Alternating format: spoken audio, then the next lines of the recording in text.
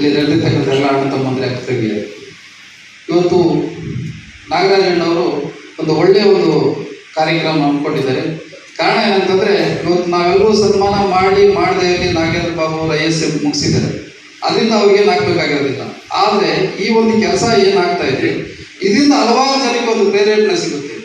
ಇವತ್ತು ಅವ್ರು ಮಾತಾಡಬೇಕಾದ್ರೆ ಹೇಳ್ತಾರೆ ಅವರು IAS ಮುಗಿಸ್ಬೇಕಾದ್ರೆ ಎಷ್ಟು ಕಷ್ಟಪಟ್ಟಿದ್ದಾರೆ, ಎಷ್ಟು ಅಟೆಂಪ್ಟ್ ತಗೊಂಡಿದ್ದಾರೆ, ಆದರೆ ಛಲ ಬಿಡದೆ ಯಾವ ರೀತಿ ಅದನ್ನು ಮುಂದಕ್ಕೆ ಹಿರಿಯರು ಹೇಳ್ತಾರೆ ಮುಂದೆ ಗುರಿ ಇರಬೇಕು, ಹಿಂದೆ ಗುರು ಇರಬೇಕು ಅಂತ. ಅದೇ ರೀತಿ ಅವ್ರಿಗೆ ಅವ್ರ ತಂದೆನೇ ಗುರು ಸ್ಥಾನದಲ್ಲಿ ನಿಂತು ನಡೆಸಿದ್ದಾರೆ ಅಂತ ನಮ್ಮ ಒಂದು ಭಾವನೆ.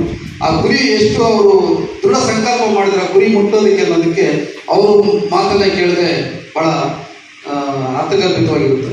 ಇಂಥ ಒಂದು ಅವಕಾಶ ಎಲ್ರಿಗೂ ಬರೋದಿಲ್ಲ, ಆದರೆ ಛಲ ಇದ್ದರೆ ಪ್ರತಿಯೊಬ್ಬರಿಗೂ ಅದು ಸಾಧ್ಯ ಇದೆ.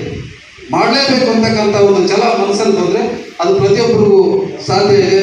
ಇವತ್ತು ಇಡೀ ನಮ್ಮ ತಾಲೂಕಿನ ಈ ಒಂದು ವತಿಯಿಂದ ಸನ್ಮಾನ ಮಾಡ್ತಾ ಇರ್ತಕ್ಕಂಥ ಎಲ್ಲ ರೈತಾಪಿ ಕುಟುಂಬಗಳಿಗೆ ಯಾವುದೇ ಇದಾಗಿರ್ಬೋದು ನಮ್ಮ ಒಂದು ಹೆಮ್ಮೆ ಅಂತ ಹೇಳ್ಬೋದು.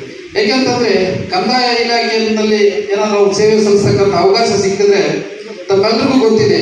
ಇವತ್ತು DK ರವಿ ನಮ್ಮ ಮುಂದೆ ಇಲ್ಲ, ಆದರೂ ಸಹ ಅವ್ರು ಮಾಡಿರ್ತಕ್ಕಂಥ ಕೆಲಸ ಇವತ್ತು ಬಹಳಷ್ಟು ಜನ ನಮ್ಮ ಮಕ್ಕಳಿಗೂ ಸಹ ನಾವು ಹೇಳ್ಕೊಡ್ತೀವಿ. ಯಾಕೆಂತಂದರೆ ಹಲವಾರು ಖಾತೆಗಳಾಗದೆ ಕಂದಾಯ ಇಲಾಖೆಯಲ್ಲಿ ತಮ್ಮೆಲ್ಲರಿಗೂ ಗೊತ್ತಿದೆ ತಾಲೂಕು ಆಫೀಸ್ ಯಾವ ರೀತಿ ವ್ಯವಸ್ಥೆ ಇರುತ್ತೆ ಅಂತಕ್ಕಂಥದ್ದು ಎಲ್ಲ ಮೂಲೆ ಬಿದ್ದಿತ್ತು.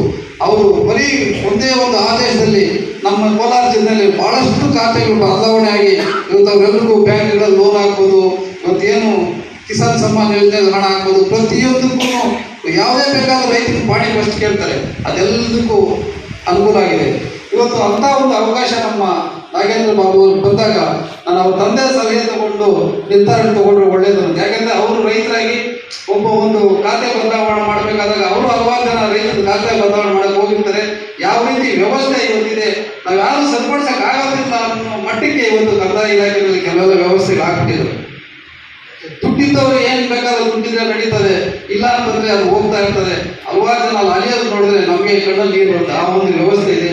ತಮ್ಗೆ ಬಂದಾಗ ಇವತ್ತು DK ರವಿ ಅವರು ಏನು ಆ ಒಂದು ರೈತಾಪಿ ವರ್ಗದ ಪರವಾಗಿ ತಗೊಂಡಂತ ನಿರ್ಧಾರ ಅವ್ರನ್ನ ತೀರ್ಕೊಂಡ್ರು ಸಹ ಬಹಳಷ್ಟು ಜನ ಹೋರಾಟ ಮಾಡಿ ಅವ್ರ ಪರವಾಗಿ ಹೋರಾಟ ಮಾಡ್ತಕ್ಕಂಥ ಒಂದು ವ್ಯವಸ್ಥೆ ಆಯಿತು. ಅದರಿಂದ ಇವತ್ತು ತಾವು ಏನು ಬಂದಿದ್ದೀರಿ, ಇವ್ರನ್ನ ನಮ್ಮ ನಾಗೇಂದ್ರ ಬಾಬುವನ ಮಾರ್ಗದರ್ಶನ ತಗೊಂಡು ನಮ್ಮ ಮಕ್ಕಳಲ್ಲಿ ಆ ಒಂದು ಸ್ಫೂರ್ತಿ ಮಾಡಿದ್ರೆ ಪ್ರತಿಯೊಬ್ಬರು ಕನಿಷ್ಠ ಪಕ್ಷ KS ಆಗ್ತಾರೆ. ಇವತ್ತು ನಮ್ಮ ಶ್ರೀನಿವಾಸ ರೆಡ್ಡಿ ಅವರು ಹೇಳ್ದಂಗೆ ಬಹಳ ಅರ್ಥಗರ್ಭಿತವಾಗಿ ಹೇಳಿದ್ರು.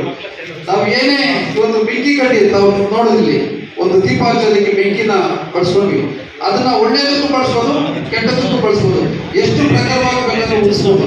ವಿದ್ಯೆ ಇದ್ರೂ ಸಹ ಅಷ್ಟೇ, ನಾವು ಅದನ್ನು ಎಷ್ಟು ನಾವು ವಿದ್ಯೆನ ನಾವು ತಗೊಳ್ತೀವಿ ಅಷ್ಟು ಪ್ರಕಾರವಾಗಿ ನಾವು ಬೆಳೆದಿಕ್ಕೆ ಸಾಧ್ಯ ಅಂತ ಹೇಳ್ತಾ ಈ ಒಂದು ಸಂದರ್ಭದಲ್ಲಿ ಮಾತಾಡೋಕೆ ಅವಕಾಶ ಕೊಟ್ಟ ತಮ್ಮೆಲ್ಲರಿಗೂ ವಂದಿಸಿ